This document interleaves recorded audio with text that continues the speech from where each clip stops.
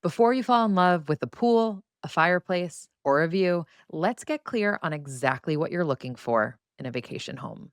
This week, I'm helping you define your vacation home vision, the details, big and small, that would give a home the real wow factor to you. And by the end of this episode, you'll have a personalized checklist to scroll Zillow with confidence.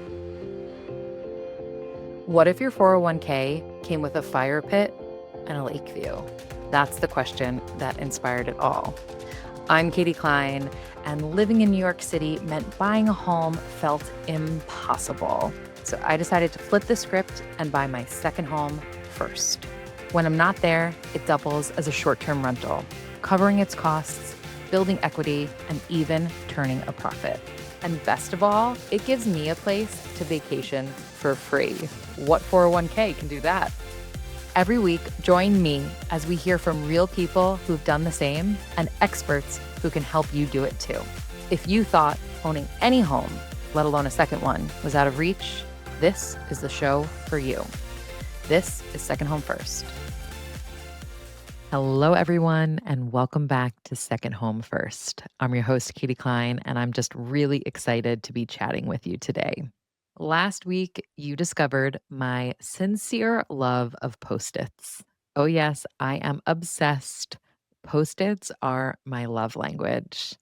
And with our handy dandy stack of Post-its, we started to really think about where your dream vacation home is going to be. If you haven't gotten to listen to that episode yet, or if you have been meaning to go back to your pack of Post-its and answer those prompts as to where your dream vacation home is, be sure to check out my website, buyyoursecondhomefirst.com. That's BUY, yoursecondhomefirst.com. And on the website, you're going to find that sticky note exercise with those prompts. There are also a ton of other free resources, like some super fun quizzes. Check out Should You Buy Your Second Home First to see if this strategy even makes sense for you. And if so, what type of vacation home owner are you going to be? Because having that information is going to help you decide everything else along the process. As promised last week, now that we've shortlisted some destinations, it's time for us to start dreaming about the house itself. This is the fun part, guys. Prepare the Pinterest boards. But before we do, we're going to take a super quick break for a word from our sponsors. When I was finally ready to rent out my vacation home, I had no idea what to charge guests. Thankfully, that's when I found Price Labs, a dynamic pricing tool that helps me automate pricing like a pro. It's simple. Price Labs uses real-time data to automatically adjust my rates based on local demand, nearby events, and booking trends. It's easy to use, lets me set my own minimum and maximum prices, and keeps my pricing smart and competitive without any manual work. If you want your vacation home to pay for itself or even turn a profit, you need Price Labs to help you get the most from every booking. Visit the link in the show notes and enter code SECONDHOMEFIRST, all one word, for a 30-day free trial plus $10 off your first invoice. Finding the right cleaning team has been absolutely crucial to the success of my second homes. They're my eyes and ears on the property when I'm not there, spotting issues early, keeping standards high, and helping me wow guests time and again. But finding someone local you actually trust, that wasn't always easy until I found Turno. Turno connects you with vetted cleaners who understand the demands of short-term rentals in your specific market. Their app makes everything simple, from auto-scheduling your cleans to photo and video checklists that ensure your property looks exactly the way you want, and even automatic payments after each clean is completed. Click the link in the show notes to check out Turno and get $25 off your first cleaning. And now back to the show. What makes a home special to you? What are the qualities, the aspects, the design decisions that give a home a real wow factor? These can be big details or small, but what are the things that mean the most to you? To help, let's grab that pack of Post-its again, grab a pen, and write down anything that comes to mind when I read you these prompts. Again, one idea per Post-it. So, what do you want in a vacation home that your primary residence doesn't have? Do you want space? Do you want privacy? access to water, perhaps something else entirely. How many people will your vacation home need to accommodate? Are you thinking about a space to house just your immediate family? Or do you want to have room for an extended group for family and friends to be able to stay as well? How many bedrooms are you looking for? What about bathrooms? How many of those? What amenities would make this home truly a dream for you? A fireplace, a pool, a hot tub, water access, a backyard, for example. What's your ideal design aesthetic? Modern, rustic, coastal chic? I want to give you an example of what I mean. When I did this exercise, knowing that I wanted to purchase a home in the Finger Lakes, the number one thing that came out for me was I really wanted water access. I wanted to be able to see the water. I wanted to be close to the water. That was the primary goal for me. I knew I wanted at least two bedrooms, and I knew I wanted it to be close to the area's wineries that I loved so much and that are an amazing tourist draw as well. So we have a small short list. It's starting to take shape what our vacation home is actually going to look like. But let's take that dreaming one step further. Browse your shortlisted locations on your favorite short term rental booking sites like Airbnb or Vrbo or booking.com. Pretend you're booking the perfect trip. You have no budget constraints in this dream exercise that we're doing. And start to look at different rentals and take note of the features that are really starting to draw you in. And the reason that I suggest that you do this is I saw the power of this firsthand. As I mentioned, I thought I knew what I wanted my dream home in the Finger Lakes to look like. But then I decided to actually book a trip to the area for my family. It was going to be a couple of months after my son was born. It was going to be our first trip as a family of four. So I was willing to splurge a little bit more than I typically am. And I thought I knew exactly what I wanted: a waterfront home with at least two bedrooms, good Wi Fi, and a washer dryer. Sounds simple enough, right? But as I started to look through different listings, there were different aspects that stood out to me that made me realize I wanted that in my house as well. So, one of those things were bedrooms on the same floor. There were a few properties I looked at that had three bedrooms, which in theory would be great, room for each of my kids and room for me and my husband. But they were on three different floors. Well, that doesn't really work with young children, right? So all of a sudden now I had a new search criteria, which was I wanted bedrooms on the same floor. I wanted to rent a place with a bathtub because obviously that makes bathing with littles much, much easier than only making do with a shower. I saw some listings had a small shale, almost beach leading into the lake, whereas others just had a dock that went over deeper water. And it wasn't something I had even thought about until I started to see that come through in listings. But then I realized actually having that gradual lead in to the water is going to make much more toddler friendly swimming than expecting my daughter to just jump off of the dock into the water. Another thing that I really liked was certain homes had gates built into their deck railings. So this would give me a bit more peace of mind that my 3-year-old wasn't going to just run down the stairs or run out to the water. I also really resonated with properties that had lake views from inside the home because we all know when we're booking a vacation, as much as we try, we cannot control the weather. So I wanted to make sure that we were going to be enjoying that waterfront experience no matter what the weather was doing outside. And finally, some of the places that I was looking at were walking distance to a restaurant or a winery.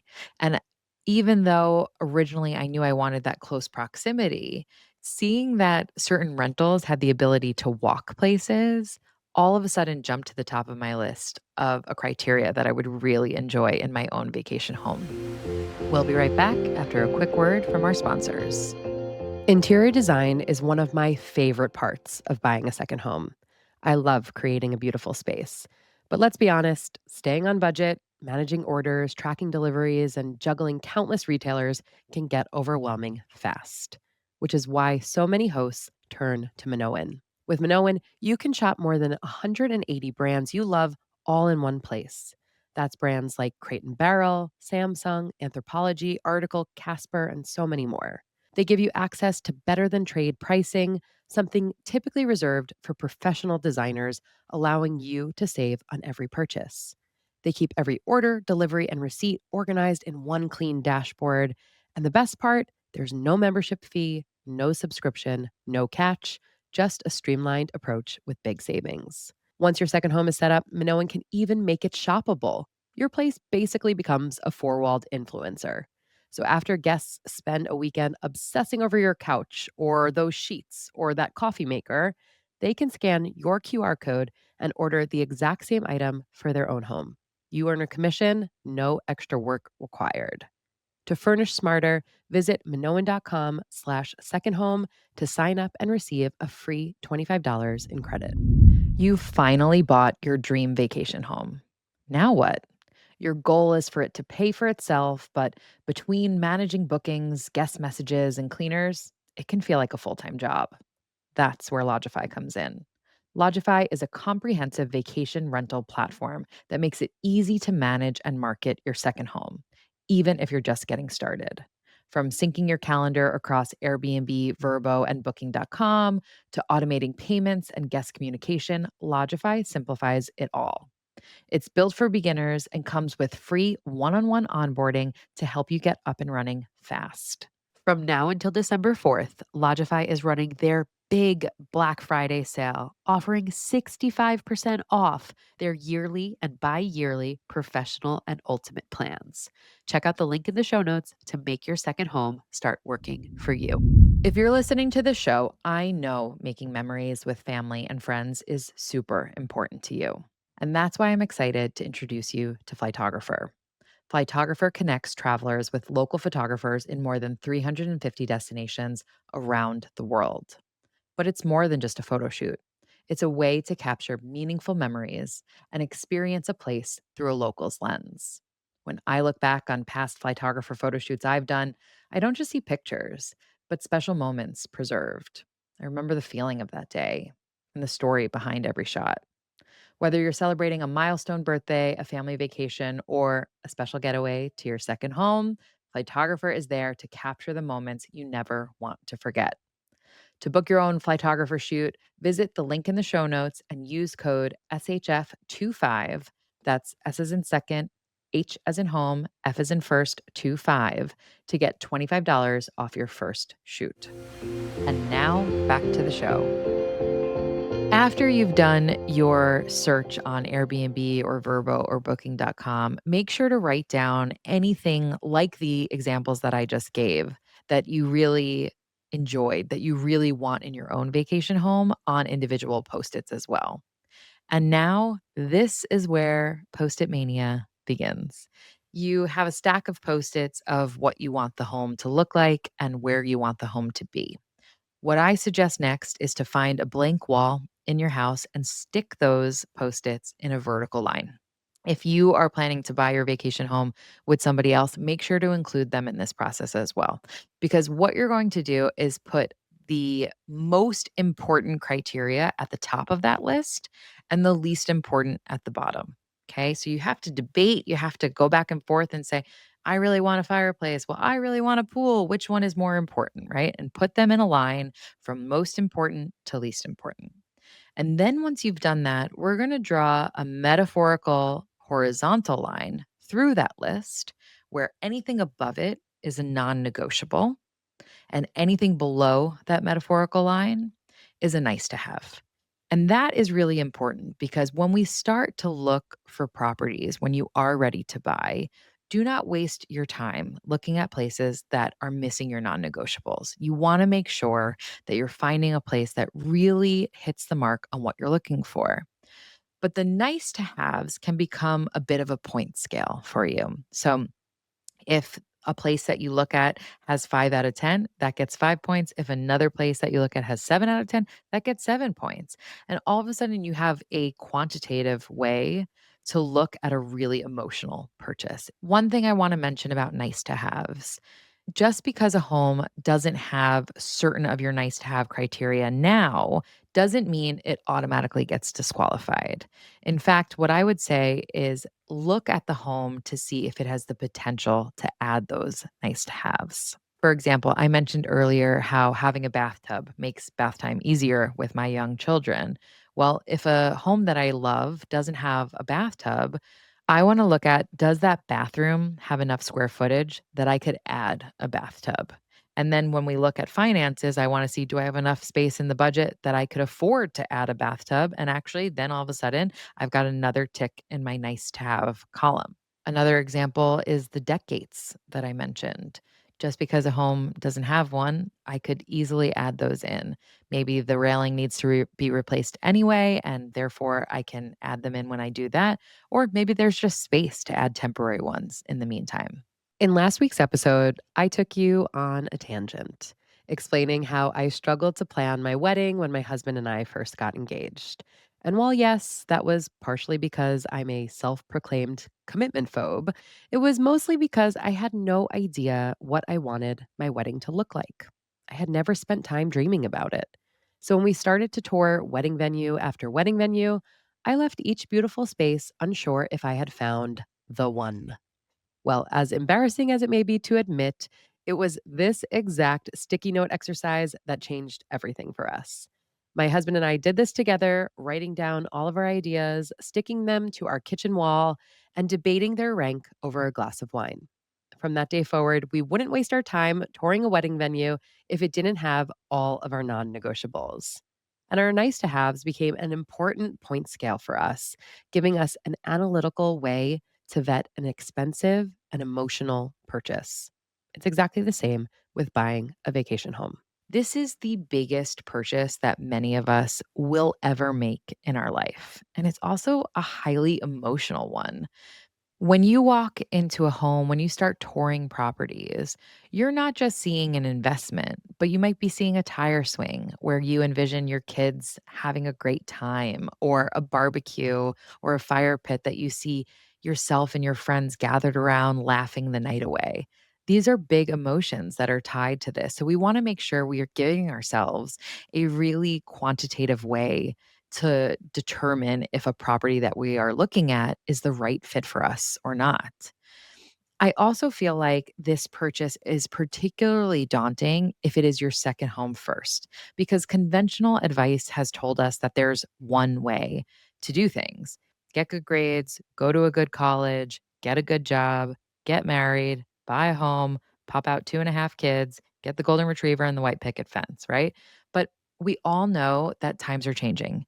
And increasingly, the way that worked in the past is irrelevant to today's home buyers. Once you have sorted through your post-it notes, head to my website, buyyoursecondhomefirst.com, because I have a vacation home vision template for you all. And that is something that you can easily download or print out, and you can convey all of the mess that is on your wall into one piece of paper. And that is going to be your compass. That is going to be your guide for everything that you do next to make sure that you are getting yourself that dream vacation home. Thanks for listening to Second Home First. If you liked what you heard today, be sure to sign up for my free weekly newsletter at buyyoursecondhomefirst.com, where I share the simple 4-step strategy to help you do the same. If you have a minute to subscribe, rate, or review the show, or even send a favorite episode to a friend, that would mean the absolute world to me. And if you want to be a guest on the show, have a question you want answered, or a topic you think I should cover, send me a note at hello@buyyoursecondhomefirst.com, or on social media at buyyoursecondhomefirst. I personally read and respond to every single message. Once again, I'm your host, Katie Klein, and I can't wait to see you all again next week. The content shared on Second Home First is for educational and informational purposes only. Please consult a licensed financial advisor before making any investment or financial decisions.